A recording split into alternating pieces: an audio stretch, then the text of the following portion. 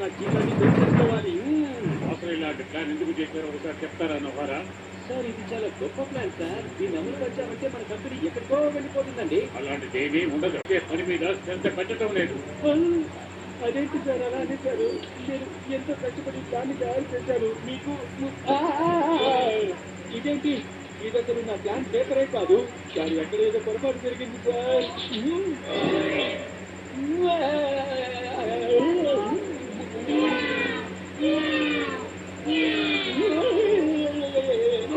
మీరు ఈ కంపెనీలో ఒక ప్రత్యేకమైన గుర్తింపును సంపాదించుకోవాలి. అర్థమైందా? లేదు లేదు, ఇలా జరగడానికి అసలు లేదు లేదు లేదు. ఇలా జరగడానికి నేను ఒప్పుకోను. ఇలా ఎప్పటికీ జరగకూడదు జరగకూడదు. ఎందుకని నా మీద కూర్చొని ఇలా అలర్ట్ చేస్తున్నావు షిల్చాన్? అసలు ఉదయాన్నే నువ్వు ఎందుకు ఇలా చేస్తున్నావో నాకు కొంచెం చెప్పి చేస్తావా? అర్థం కావడం లేదు.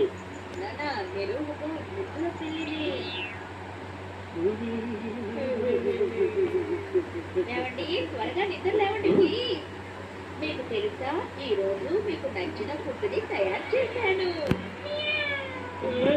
లేదు, ఇదంతా నా భ్రమ, నా కళ, నా భ్రమ, నా కళ. అవును, లేదు లేదు, అలా జరగడానికి వీల్లేదు, అలా జరగడానికి వీల్లేదు. ఇదంతా ఇదంతా ఒక కళ.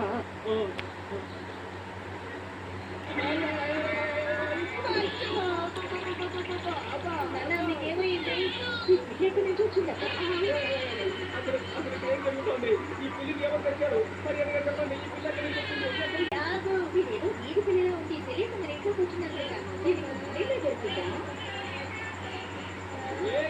కొంచెం పిల్లలకు దూరంగా ఉండడం మంచిది. నేర్చుకో, దూరంగా రా. ఎగ్జామ్స్ పంపించాల్సిన అవసరం లేదు. ఏం చేస్తుందో చూడండి.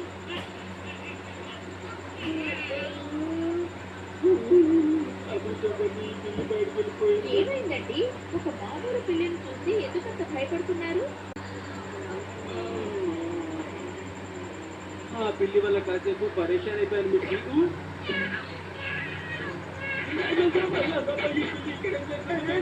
మరి ఈ పిల్లి మళ్ళీ లోపలికి వచ్చేసింది. ఈ పిల్లి నాన్నతో ఫ్రెండ్షిప్ చేయాలని ఎంతగానో తహతహలాడిపోతున్నట్టున్నాము. అలా మాట్లాడకూడదు షిన్చాన్. ముందు పిల్లిని బయట పంపించే త్వరగా. వెళ్ళు, బయట వెళ్ళు, బయట వెళ్ళు.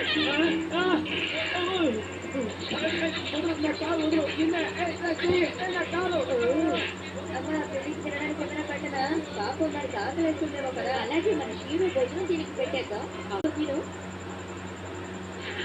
చూస్తావా ఎలా తింటుందో? బాగా ఆకలి మీద ఉన్నట్టుంది. అవునమ్మా.